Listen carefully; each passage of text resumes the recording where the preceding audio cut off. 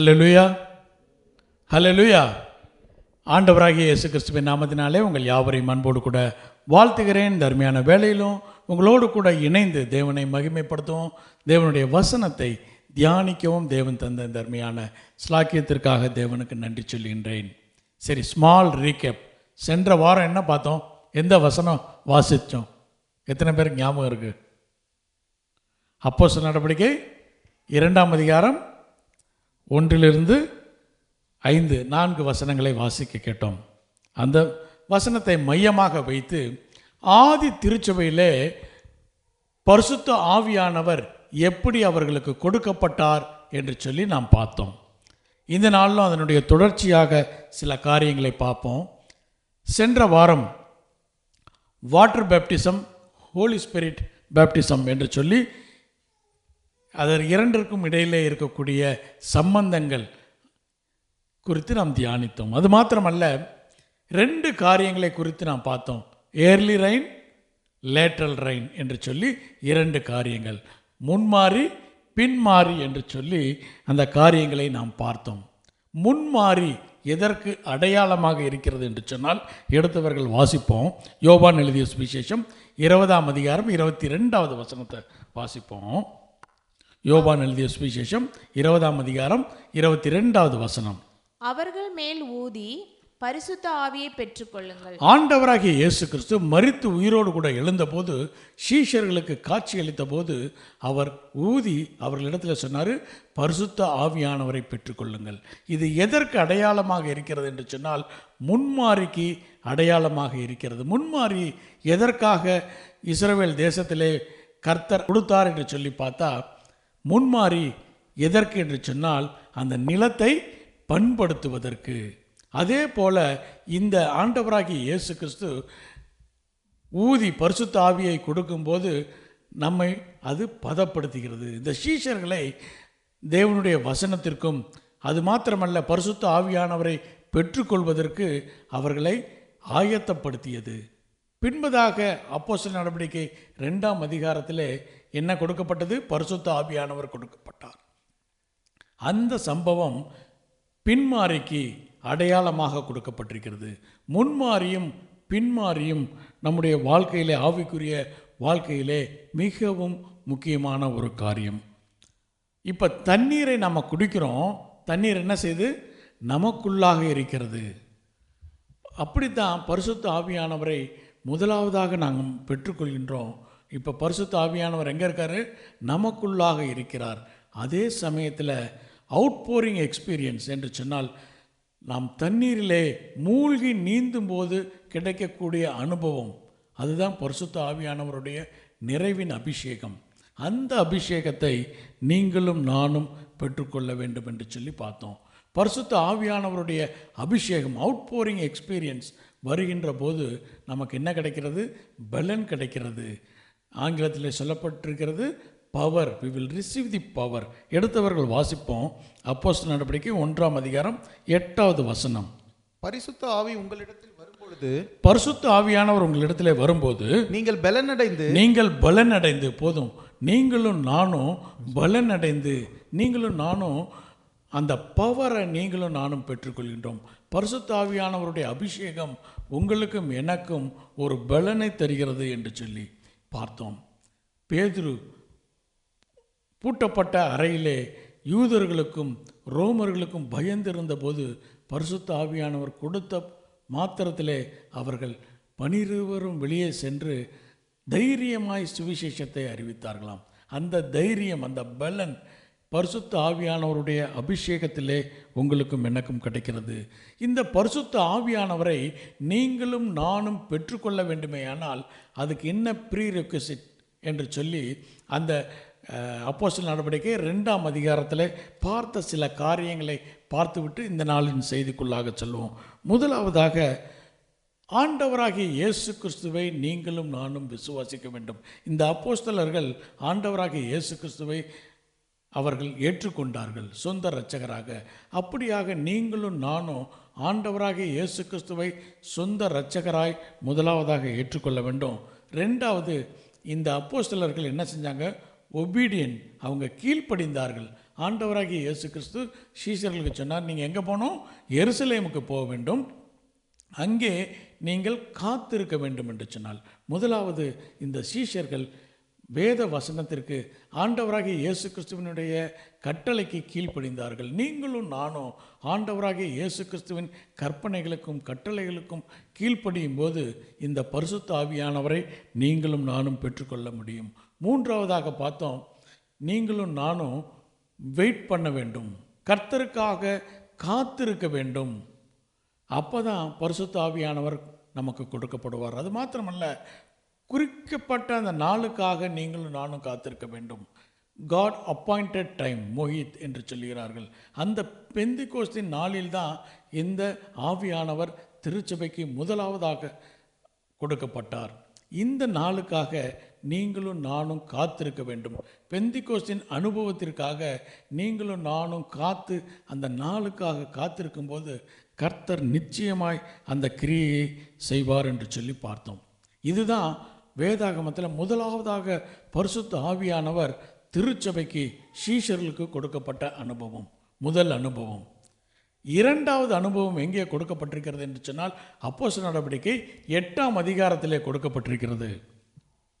8வது அதிகாரத்திலே பரிசுத்த ஆவியானவருடைய அபிஷேகம் கொடுக்கப்பட்டிருக்கிறது. அப்போ இந்த அபிஷேகம் என்கின்ற வார்த்தை பழைய ஏற்பாட்டிலே பல இடங்களிலே இருக்கிறது. பெசல்யேல் எதற்காக அபிஷேகம் பண்ணப்பட்டார் என்று சொன்னால், அவர் ஆசாரிப்பு கூடாரத்தை கட்டுவதற்காக அவருக்கு அபிஷேகம் கொடுக்கப்பட்டது.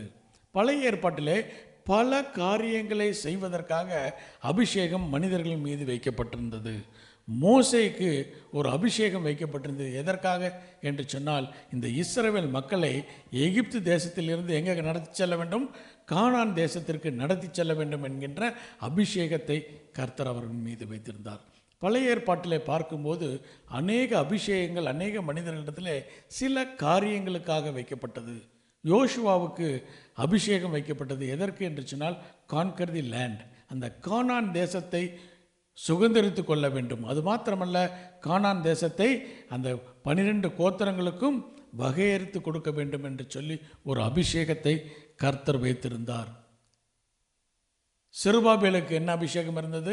2வது ஆலயத்தை கட்ட வேண்டும் என்கின்ற அபிஷேகம் அவர் மேலே இருந்தது.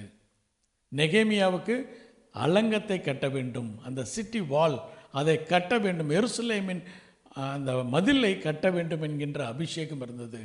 இப்படியாக ஒவ்வொரு மனிதர்கள் மீதும் கர்த்தர் பழைய ஏற்பாட்டிலே அபிஷேகம் வைத்திருந்தார்.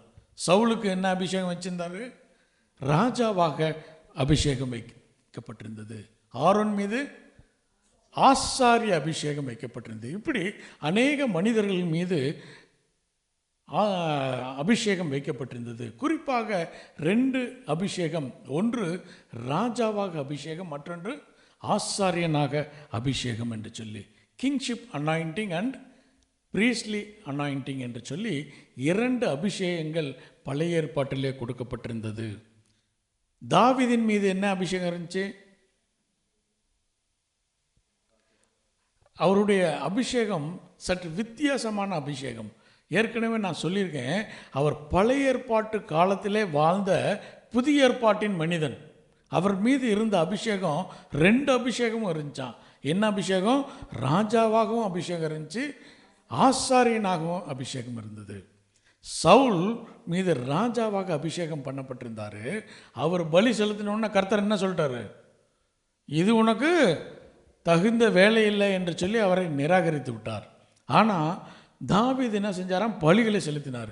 பலிகளை செலுத்தினது மாத்திரமல்ல, ஆசாரியன் மாத்திரமே அணிந்து கொள்ளக்கூடிய ஏபோத் என்கின்ற ஆடையை அவன் அணிந்து கொண்டான் என்று சொல்லி வேதவசனம் சொல்கிறது. இவர்கள் இருவருக்கும் உள்ள அபிஷேகத்தின் வித்தியாசம் என்ன என்று சொல்லி பார்ப்போம். 1 சாமுவேல் 10ஆம் அதிகாரம் 1வது வசனம். அப்பொழுது சாமுவேல் தைல குப்பியை எடுத்து, தைல குப்பியை இந்த சவுலுக்கு அபிஷேகம் பண்ணும்போது சாமுவேல் எதை எடுத்துட்டு போனாரா? தைல குப்பியை. தொடர்ந்து வாசிப்போம். தைல குப்பியை எடுத்து அவன் தலையின் மேல் வார்த்து அவனை முத்தம் செய்து, கர்த்தர் உன்னை தம்முடைய சுதந்திரத்தின் மேல் தலைவனாக அபிஷேகம் சுதந்திரத்தின் பண்ணினார் மீது அல்லவா? தலைவனாக அபிஷேகம் பண்ணினார், ராஜாவாக அபிஷேகம் பண்ணினார். இவர் மீது வைத்திருக்கக்கூடிய அபிஷேகம் என்ன என்று சொன்னால் குப்பி தைலம். குப்பி தைலத்தின் அபிஷேகத்தை சாமுவேல் சவுலின் மீது வைக்கிறார். ராஜாவாக, தலைவனாக, கோத்திரங்களுக்கு தலைவனாக, சகல கோத்திரத்திற்கு தலைவனாக வைக்கிறார். ஆனால் அதே சமயத்தில் தாவீதின் மீது எந்த தைலத்தை வைத்தார் என்று சொல்லி பார்ப்போம். 1 சாமுவேல் 16ஆம் அதிகாரம் 1வது வசனத்திலிருந்து வாசிப்போம். 1 சாமுவேல் 16ஆம் அதிகாரம் 1லிருந்து சில வசனங்களை வாசிப்போம். கர்த்தர் சாமுவேலை நோக்கி, இஸ்ரவேலின் மேல் ராஜாவாய் இராதபடிக்கு நான் புறக்கணித்து தள்ளின சவுலுக்காக நீ எந்த மட்டும் துக்கித்துக் கொண்டிருப்பாய்? எது வரைக்கும் நீ துக்கித்துக் கொண்டிருப்பாய்? நீ உன் கொம்பை தைலத்தால் நிரப்பி கொண்டு வா. கொம்பு தைலம். தாவீதின் மீது வைத்த தைலம் என்னன்னா கொம்பு தைலம். இந்த தைலம் ராஜாவாகவும் ஆசாரியனாகவும் அவரை அபிஷேகம் பண்ணியிருக்கிறார். இப்படிப்பட்ட அபிஷேகம் பழைய ஏற்பாட்டில் யாருக்குமே கிடையாது. புதிய ஏற்பாட்டில் கொடுக்க வேண்டிய அபிஷேகத்தை பழைய ஏற்பாட்டிலே தாவீதுக்கு கொடுக்கப்பட்டது. அதனால தான் அவர் ராஜாவாகவும் இருந்தார், ஆசாரியன் காரியங்களையும் அவரால் செய்ய முடிந்தது. கர்த்தர் என்ன செஞ்சார்? அதை தவறு என்று சொல்லவே இல்லை. சரி, பழைய ஏற்பாட்டிலே அபிஷேகம் என்கின்ற வார்த்தை முதலாவதாக எங்கே இருக்கிறது என்று சொல்லி பார்ப்போம்.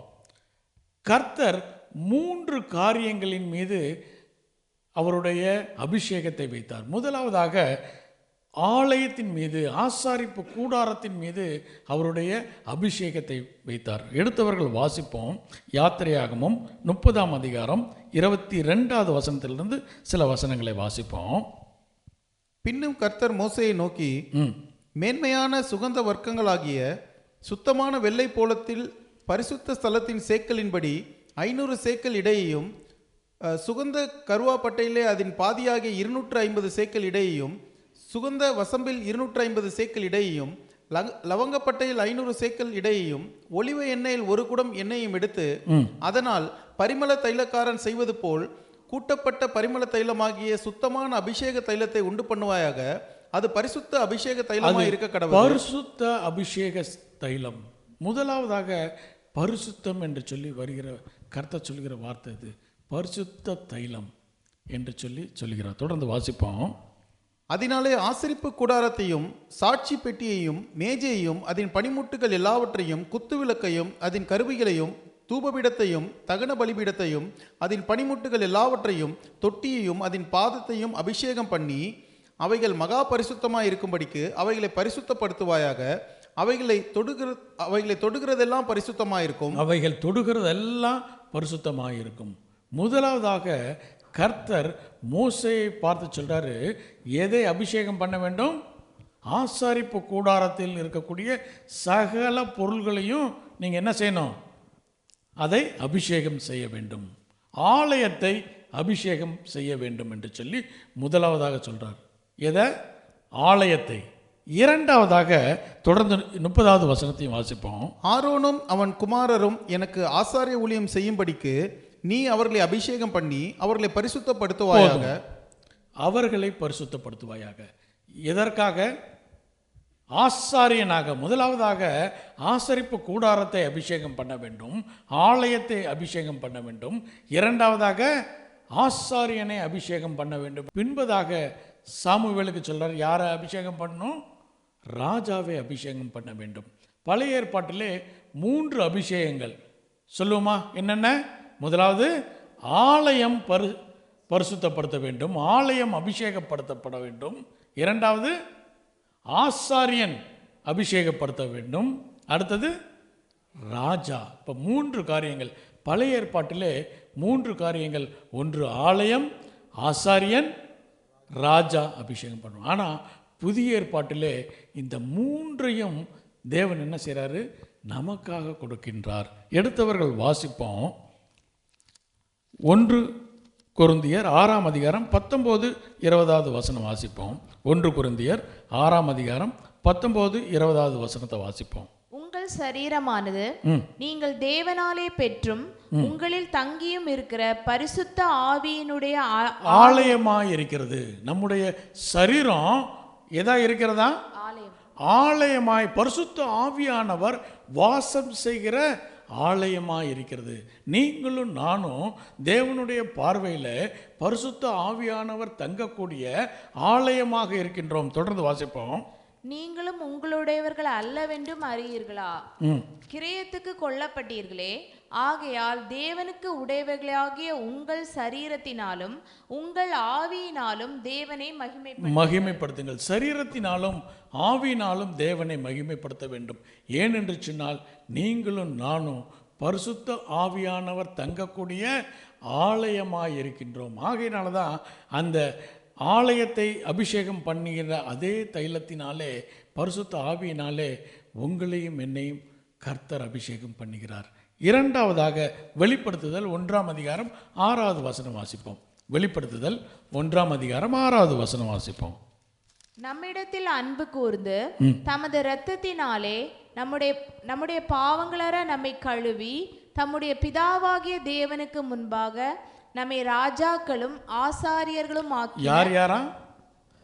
ராஜாக்களாகவும் இருக்க வேண்டும், ஆசாரியனாகவும் இருக்க வேண்டும்.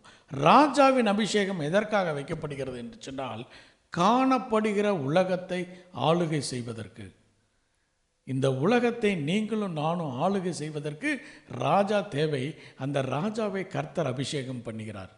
ஆனால் காணப்படாத உலகத்தை ஆளுகை செய்ய வேண்டும் என்று சொன்னால் அது ஆசாரியனாலே முடியும். ஆசாரியனுக்கு கொடுக்கப்பட்ட அபிஷேகம் எப்படிப்பட்ட அபிஷேகம் என்று சொன்னால், காணப்படாத உலகம், வான மண்டலங்களில் உள்ள பொல்லாத சேனைகளை அடக்கும் வண்ணமாக, அவைகளை கட்டும் வண்ணமாக அபிஷேகம் கொடுக்கப்பட்டிருக்கிறது. உங்களுக்கும் எனக்கும் ராஜாக்களாகவும் ஆசாரியனாகவும் அபிஷேகம் பண்ணப்பட்டிருக்கிறார். நீங்களும் நானும் இந்த உலகத்தை ஒரு நாள் ஆளுகை செய்வோம். 1000 ஆண்டு அரசாட்சியிலே, மில்லினியம் இயரில் நீங்களும் நானும் இந்த உலகத்தை அரசாளப் போகின்றோம். அதற்காக தான் அந்த ராஜாவின் அபிஷேகம் உங்களுக்கும் எனக்கும் கொடுக்கப்பட்டிருக்கிறது.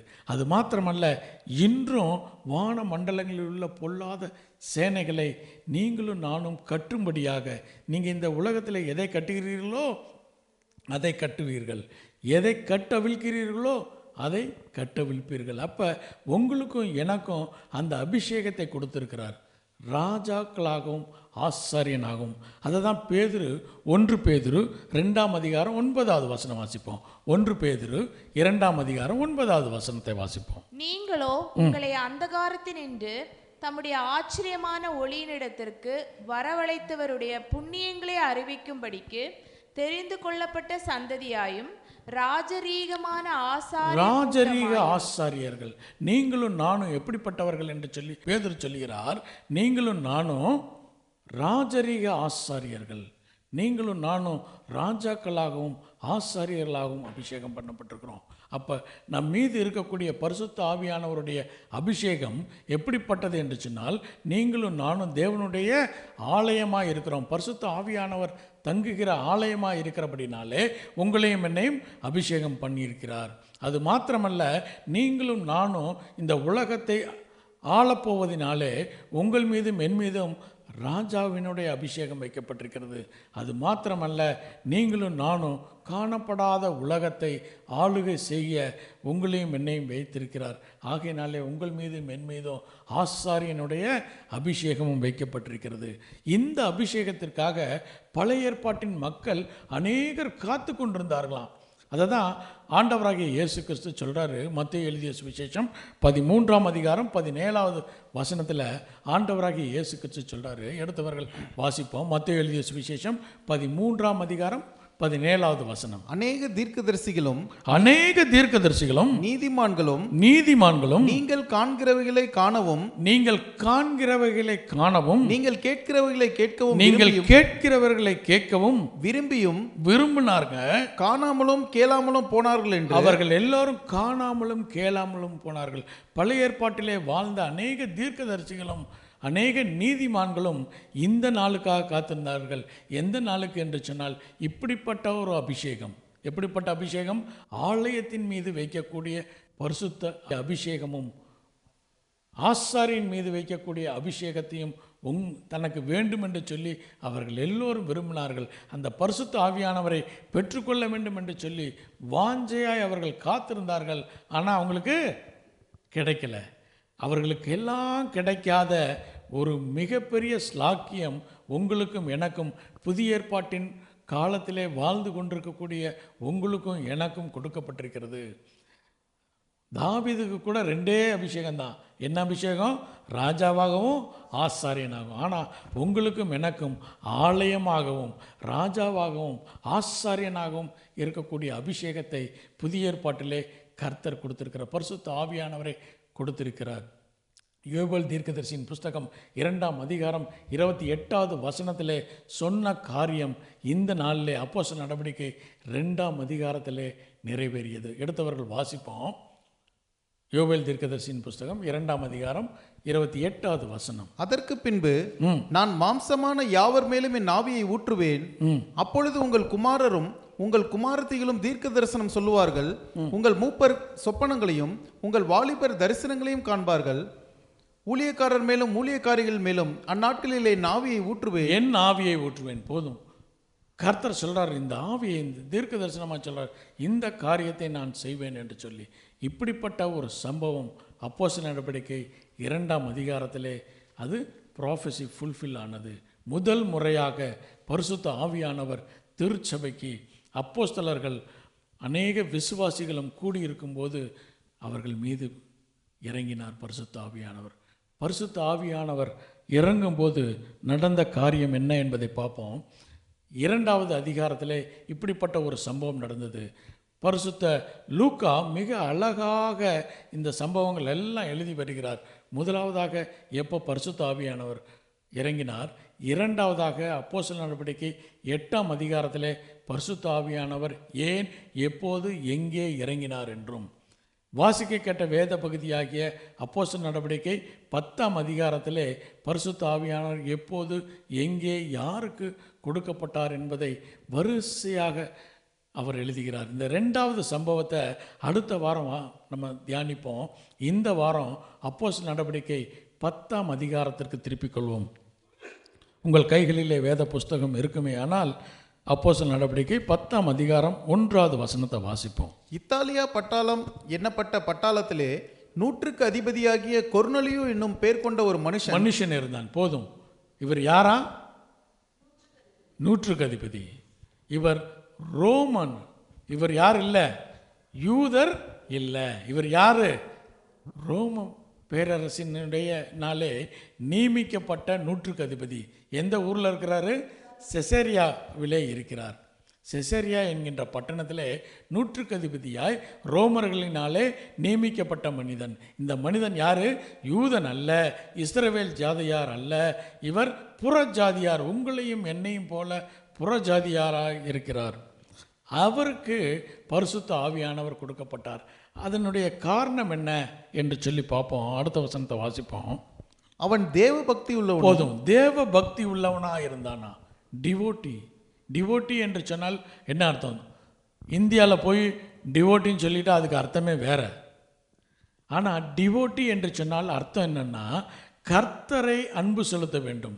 கர்த்தர் மீது அன்பு செலுத்துகிறவர்கள் தான் டிவோட்டி. கர்த்தருக்கு இவன் அன்பு செலுத்தினான், கர்த்தர் மீது இவன் அன்பு செலுத்தியவனாக இருந்தான், தேவ பக்தி உள்ளவனாக இருந்தான். 2வதாக வாசிப்போம். தன் வீட்டார் அனைவரோடும் தேவனுக்கு பயந்தவனாக இருந்தான். தேவனுக்கு பயந்தவன் என்று சொன்னால் என்ன அர்த்தம்? நடுங்கிறது இல்லை. பேய் பிசாசு என்ன செய்யுமா? தேவனுக்கு நடுங்குகிறது என்று சொல்லி வேத வசனம் சொல்கிறது. பயந்தவன் என்று சொன்னால் ஒபீடியன்ட். முதலாவது பார்த்தோம் லவ், கர்த்தரை அன்பு செலுத்துகிறவன். 2வதாக பார்த்தோம் என்னது? தேவனுடைய வார்த்தைக்கு கீழ்ப்படுகிற ஒபீடியன்ட், கீழ்ப்படிதல் உள்ளவனாக இருந்தான். தொடர்ந்து வாசிப்போம். ஜனங்களுக்கு மிகுந்த தர்மங்களை செய்து, மிகுந்த தர்மங்கள், சேரிட்டி, ஜனங்களுக்கு மிகுந்த தர்மங்களை செய்வான். நம்ம தர்மம்னா என்ன அர்த்தம்? பாஸ்டருக்கு காசு கொடுக்குறது தான் தர்மம். கர்த்தருக்கு கொடுக்குறதுன்னா என்ன அர்த்தம்? பாஸ்டர் கொடுக்கணும். பாஸ்டர் என்ன ஆயிடுவார்? ரோல்ஸ் ராய் காரில் தான் வருவார். இப்போல்லாம் பெரிய பெரிய ஊழியக்காரங்க சொல்கிறாங்க ப்ரைவேட் ஜெட்டு வாங்கணும்னு. ஊழியக்காரர்களுக்கு கொடுப்பது சேரிட்டி அல்ல, தேவையுள்ள மனிதர்களுக்கு கொடுக்க வேண்டும். இந்த கொர்நேலியு என்கின்றவர் என்ன செஞ்சாராம்? தேவையுள்ள மனிதர்களுக்கு இவர் தர்மங்களை செய்தாராம். அது எப்படிப்பட்ட தர்மம்? மிகுந்த தர்மங்களை செய்தாராம். இப்போ ஒரு கேள்வி, கடைசியாக எப்போ தர்மம் நீங்கள் செஞ்சீங்கன்னு யோசித்து பாருங்கள். நீங்களே உங்களுக்கே ஒரு கேள்வி கேளுங்க, கடைசியாக எப்போங்க தர்மம் செஞ்சீங்க? தர்மம்னால என்னென்ன தெரியாது, நம்ம செஞ்சதே கிடையாது. நமக்கு தெரிஞ்சதெல்லாம் என்னென்னா காணிக்கை கொடுக்கணும். எங்கே கொடுக்கணும்? ஆலயத்தில் வந்து காணிக்கை கொடுக்கணும். ஆலயத்திலே கொடுக்கக்கூடிய காணிக்கை கர்த்தருக்கு செலுத்துவதாக ஏற்கப்படாது. கர்த்தருக்கு கொடுக்க வேண்டும் என்று சொன்னால் தேவையுள்ள மனிதர்களுக்கு நீங்களும் நானும் கொடுக்கக்கூடிய காரியங்கள். எளியவனுக்கு கொடுப்பது தேவனுக்கு கடன் கொடுக்கிறான் என்று சொல்லி வேத வசனம் சொல்கிறது. அப்போ நீங்கள் காணிக்கையை ஊழியக்காரர்களுக்கு கொடுத்து ஊழியக்காரர்களுடைய உல்லாச வாழ்வுக்கு நீங்கள் கெடுறது இல்லாமல் யாரையும் கெடுத்துடுறீங்க, ஊழியக்காரரையும் கெடுத்துடுறீங்க. அதற்காக அல்ல, தேவையுள்ள மனிதர்களுக்கு நீங்களும் நானும் கொடுக்க வேண்டும். இந்த கொர்நேலியு மிகுந்த தர்மங்களை செய்தான். தொடர்ந்து வாசிப்போம். எப்பொழுதும் தேவனை நோக்கி ஜெபம் பண்ணி கொண்டிருந்தான். ஜெபம் பண்ணி கொண்டிருந்தான். எப்பொழுதும் ஜெபம் பண்ணானா? நம்ம எப்போ ஜெபம் பண்ணுவோம்? வெளியே போகும்போது ஜெபம் பண்ணுவோம், அப்புறம் தூங்கும்போது ஜெபம் பண்ணுவோம். ஆனால் இந்த கொர்நேலியு என்ன செஞ்சான்னா எப்போதும் ஜெபம் பண்ணிக்கிறவனாக இருந்தான். அதை தொடர்ந்து வாசிப்போம். பகலில் ஏறக்குறைய 9ஆம் மணி 9ஆம் மணி வேலை. 9ஆம் மணி வேலை என்று சொன்னால் எத்தனை மணி? 3 மணி, 3 PM. 9ஆம் மணி வேலையில் இவர் என்ன செஞ்சாராம்? ஜெபம் பண்ணி கொண்டிருந்தாராம். இவர் 9ஆம் மணி வேலையில் மாத்திரம் இல்லை, எப்போதும் ஜெபம் பண்ணிக்கிறவர். எப்பப்பெல்லாம் டைம் கிடைக்குதோ அப்பப்பெல்லாம் என்ன செய்வாராம்? ஜெபம் பண்ணுவார். இவருடைய வேலை என்ன? நூற்றுக்கு அதிபதி. ஆனால் இவர் செஞ்ச வேலை என்ன? ஜெபம் பண்ணி கொண்டிருந்தார். எப்போதும் ஜெபம் பண்ணி கொண்டிருந்தார். எப்பப்பெல்லாம் டைம் கிடைக்குதோ அப்பப்பெல்லாம் அவர் ஜெபம் பண்ணி கொண்டிருந்தார். குறிப்பாக எப்போ ஜெபம் பண்ணாரா? 9ஆம் மணி வேலை, 3 மணிக்கு.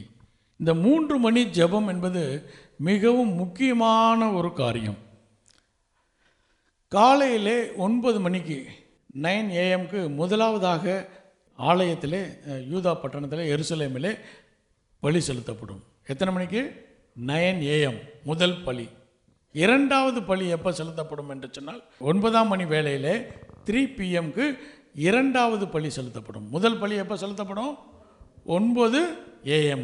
அடுத்து இரண்டாவது 3 மணி PM, 3 PM செலுத்தப்படும். அந்த 9ஆம் மணி வேளையிலே ஜெபம் செய்கிற காரியம் மிகவும் முக்கியமான ஒரு காரியம். ஒரு வசனத்தை வாசிப்போம். அப்போஸ்தலர் நடவடிக்கை 3ஆம் அதிகாரம் 1வது வசனம் வாசிப்போமே. அப்போஸ்தலர் நடவடிக்கை 3ஆம் அதிகாரம் 1வது வசனம். ஜெப வேலையாகிய 9ஆம் மணி நேரத்திலே பேதுருவும் யோவானும் தேவாலயத்துக்கு போனார்கள். அப்பொழுது தன் தாயின் வயிற்றிலிருந்து சப்பானியாய் பிறந்த ஒரு மனுஷனை சுமந்து கொண்டு வந்தார்கள். போதும். எத்தனை மணிக்கு போனாங்களா? 9ஆம் மணி வேலைக்கு. யார் போனா? பேதுருவும் யோவானும் சென்றார்கள். பேதுருவும் யோவானும் கரெக்டாக இந்த 3 மணிக்கு இரண்டாவது பலி செலுத்துகிற வேளையிலே ஆலயத்துக்கு சென்றார்களாம். அதே நேரத்தில் தான் கொர்நேலியும் என்ன செய்கிறாரு? 3 PM என்ன செய்கிறாரு? ஜெபம் பண்ணி கொண்டிருந்தார் என்று சொல்லி ஆண்டவராகிய இயேசு கிறிஸ்துவும் இதே மணியில் ஜெபம் பண்ணாராம். எடுத்தவர்கள் வாசிப்போம். மத்தேயு எழுதிய சுவிசேஷம் 27ஆம் அதிகாரம் 46வது வசனம். 9ஆம் மணி நேரத்தில் இயேசு ஏலி ஏலி லாமா சபக்தானி என்று மிகுந்த சத்தமிட்டு கூப்பிட்டார். அதற்கு என் தேவனே ஏன் என்னை கைவிட்டீர் என்று அர்த்தமாம். கரெக்டாக 9ஆம் மணி வேளையில் ஆண்டவராகிய இயேசு கிறிஸ்து என்ன செய்கிறாரா? தேவனை நோக்கி கூப்பிடுகிறார். அப்போ இந்த 3 மணி வேளையில் 3 PM ஜெபிக்க வேண்டும் என்கின்ற ஆவல் யார்கிட்ட இருந்துச்சு? கொர்நேலியுக்கு இருந்துச்சு. பெரிய நீதிமான்கள் எல்லோரும் இந்த 3 மணிக்கு அவர்கள் எல்லோரும் ஜெபித்திருக்கிறார்கள். இந்த கொர்நேலியு என்ன செய்கிறாரு? இந்த 3 மணிக்கு ஜெபித்தாராம். ஆபிரகாம் கூட ஜெபித்திருக்கிறார். ஆதியாகமங்களின் புஸ்தகம் 18ஆம் அதிகாரம் 1வது வசனம் என்று சொல்லி நினைக்கிறேன். ஆதியாகமம் 18ஆம் அதிகாரம் 1வது வசனம் என்று சொல்லி நினைக்கிறேன்.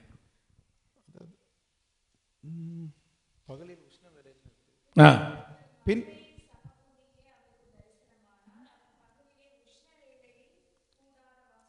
உட்கார்ந்திருந்தான். கூடார வாசலில் உட்கார்ந்திருந்தப்ப யார் வந்தாங்களா? 3 புருஷர்கள் வந்தார்கள். அதில் வந்தவர் ஒருவர் யார்? ஆண்டவராகிய இயேசு கிறிஸ்து. அவர் வந்து அவரை சந்திக்கிறார். இந்த 3ஆம் மணி வேளையிலே, அதாவது 9ஆம் மணி வேலை, 3 மணி பிஎம்க்கு இந்த கொர்நேலியு ஜெபிக்கிறவராக இருந்தார். அப்படிப்பட்ட காரியங்களை செய்தபடினாலே அப்போ தான் அவருக்கு சொல்லப்பட்டது, நீ எங்கே போ. எடுத்தவர்கள் வாசிப்போம். 10ஆம் அதிகாரம், அப்போஸ்தலர் நடவடிக்கை 10ஆம் அதிகாரம் 7வது வசனத்திலிருந்து வாசிப்போம். கொர்நேலியு தன்னுடனே பேசின தேவதூதன் போன பின்பு தன் வீட்டு மனுஷரில் 2 பேரையும் தன்னிடத்தில் சேவிக்கிற போர் சேவகரில் தேவபக்தியுள்ள ஒருவனையும் அழைத்து 5வது வசனத்திலிருந்தே வாசிப்போம். இல்லை 3வது வசனம். 3வது வசனத்திலிருந்து. பகலில் ஏறக்குறைய 9ஆம் மணி நேரத்திலே தேவனுடைய தூதன் தன்னிடத்தில் வரவும் கொர்நேலியுவே என்று அழைக்கவும் பிரத்யட்சமாய் தரிசனம் கண்டார். இவர் ஜெபிக்கிறாரு 3 பிஎம்க்கு 9ஆம் மணி வேளையில். அப்போ தேவதூதன் அவருக்கு காட்சி தருகிறார். தொடர்ந்து வாசிப்போம். அவனை உற்று பார்த்து பயந்து, ஆண்டவரே என்ன என்றான். அப்பொழுது அவன், உன் ஜபங்களும் உன் தர்மங்களும் தேவனுக்கு நினைப்பூட்டுதலாக அவர் சந்நிதியில் வந்து எட்டியிருக்கிறது. அப்போ நம்முடைய ஜெபங்களும் நம்முடைய தர்மங்களும் தேவனிடத்தில் என்ன செய்யும்? நினைப்பூட்டுதலாக, ஞாபகக்குறியாக இருக்கும். நீங்களும் நானும் செய்யக்கூடிய ஜெபங்கள் தர்மங்களும் தேவனுடைய சமூகத்தில் ஞாபகக்குறியாக இருக்குமா? எப்பப்பெல்லாம் உதவி செய்ய வேண்டும் என்று சொல்லி சந்தர்ப்பம் வரும்போது கர்த்தர் என்ன செய்வாராம்? அதை நினைப்பாராம். ஓ, இவன் இப்போ செஞ்சுருக்கான். நம்ம ஆஃபீஸில் என்ன செய்வோம்? ஒரு பின் பாயிண்ட் வச்சுருப்போம். இந்த காரியத்தை செய்யணும்னு சொல்லி ஒரு ஸ்டிக்கர் போட்டு வச்சுருப்போம். அப்படி கர்த்தர் என்ன செய்கிறாராம்? உங்கள் பேரில் ஒரு ஸ்டிக்கர் ஒட்டி வச்சுருப்பார். எப்போ உங்களுக்கு தேவையோ அப்போ இதெல்லாம் நினச்சிட்டு என்ன செய்வாராம்? அவர் உங்களுக்கு உதவி செய்ய வருவார். தொடர்ந்து வாசிப்போம். இப்பொழுது நீ யோப்பா பட்டணத்துக்கு மனுஷரை அனுப்பி, யோப்பா பட்டணம் இவர் இருக்கிற இடம் செசரியாவில் இருந்து நியர்லி அபவுட் 60 கிலோமீட்டர், 1 நாள் அல்லது 2 நாள் பிரயாணம் கால்நடையாக போக வேண்டும். அந்த இடத்துல யோப்பா பட்டணத்தில் யார் இருக்கா? பேதுரு இருக்கிறார். தொடர்ந்து வாசிப்போம். பேதுரு என்று மறுபெயர் கொண்ட சீமோனை அழைப்பி, அவன் தோல் பதனிடுகிறவனாகிய சீமோன் என்னும் ஒருவனிடத்தில் தங்கி இருக்கிறான். அவனுடைய வீடு கடலோரத்தில் இருக்கிறது. நீ செய்ய வேண்டியதை அவன் உனக்கு சொல்லுவான் என்றான். நீ என்ன செய்யணுங்கிறத யார் சொல்லுவாங்க? பேதுரு சொல்வாருன்னு சொல்லிட்டு பேதுருவுக்கும் தரிசனம் கொடுத்துருக்கிறார். பேதுரு என்ன செய்யணும்னா அவர் சொல்லியிருக்கிறார், எங்கே விட்டு போக மாட்டேன், இந்த எருசலேமும் சமாரியாவை விட்டு எங்கேயுமே போக மாட்டேன் அப்படின்னு உட்காந்துருந்தவரை சொல்கிறாரு, நீ கவலைப்படாத, உன்னை வந்து கூப்பிடுவாங்க, நீ தைரியமாய் அவர்களோடு கூட போ என்கிறார்.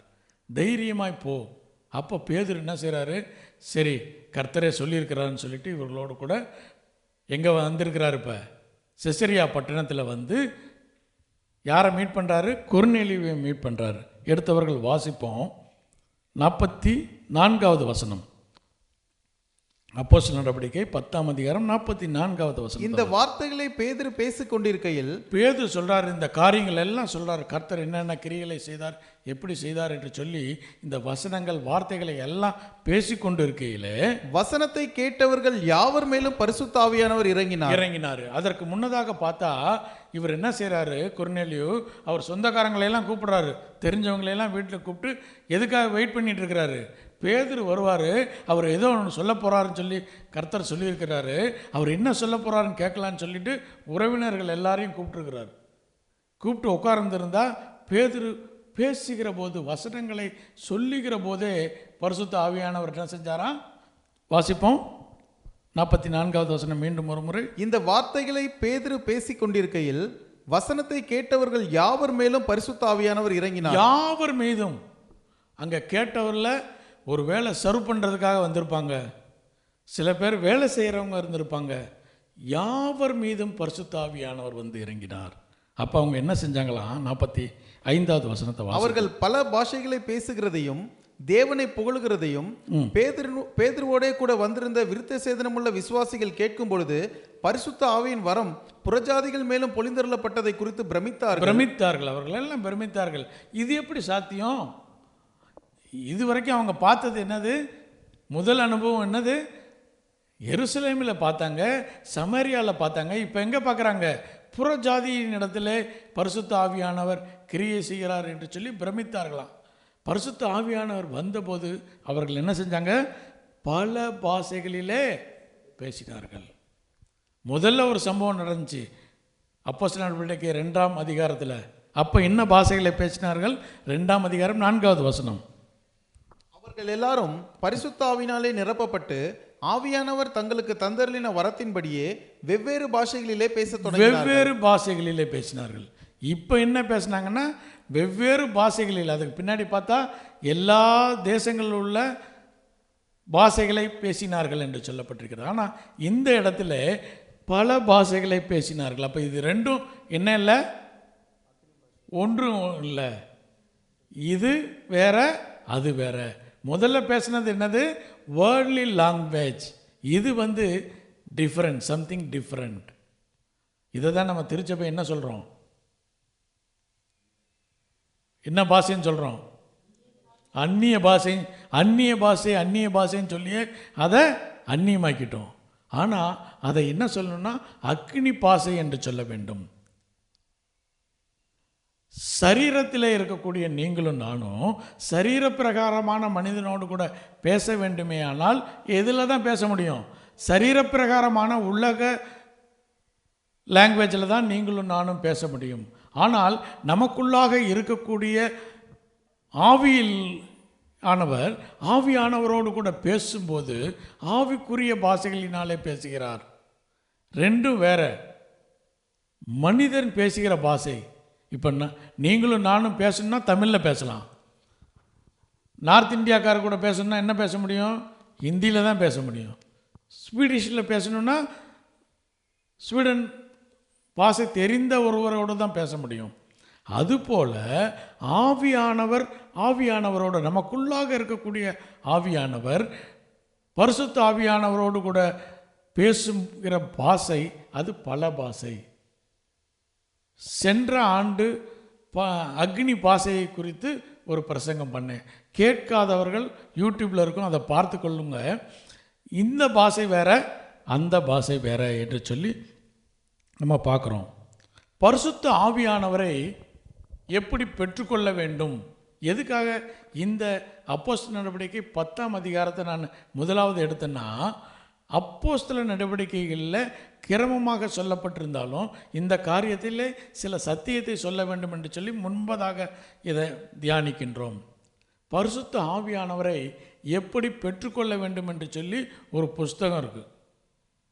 அந்த புஸ்தகத்தை எடுத்தோம்னா அதில் அந்த ஊழியக்காரர் எழுதியிருக்கிறார். அதுக்கு ஒரு விலை நியமிக்கப்பட்டு கொடுக்கப்பட்டிருக்கிறது. அவர் என்னென்ன பரிசுத்த ஆவியானவர் எப்படி பெற்றுக்கொள்ள, முதல்ல என்ன சொல்வார்? ஆண்டவராகிய இயேசு கிறிஸ்துவை ஏற்றுக்கொள்ளுங்கள். இரண்டாவதாக கன்ஃபஸ் யுவர் சின், உங்களுடைய பாவங்களை அறிக்கையிடுங்கள். அதிலே சப்டிவிஷன் ஒன்று கொடுத்துருப்பார். பாவங்களை எப்படி அறிக்கையிடணும்னு ஒரு பிரிண்ட் இருக்கும். அதில் பார்த்தீங்கன்னா அறிந்தும் அறியாமலும் தெரிந்தும் தெரியாமலும் செய்த பாவங்கள். உனக்கு தான் அறியலையே, உனக்கு தான் தெரியவே இல்லை, அதையும் கன்ஃபஸ் பண்ணும். பரிசுத்த ஆவியானவரை பெற்றுக்கொள்ள வேண்டும் என்று சொல்லி பல ஊழியக்காரர்கள் பல புஸ்தகங்களை எழுதியிருக்கிறாங்க.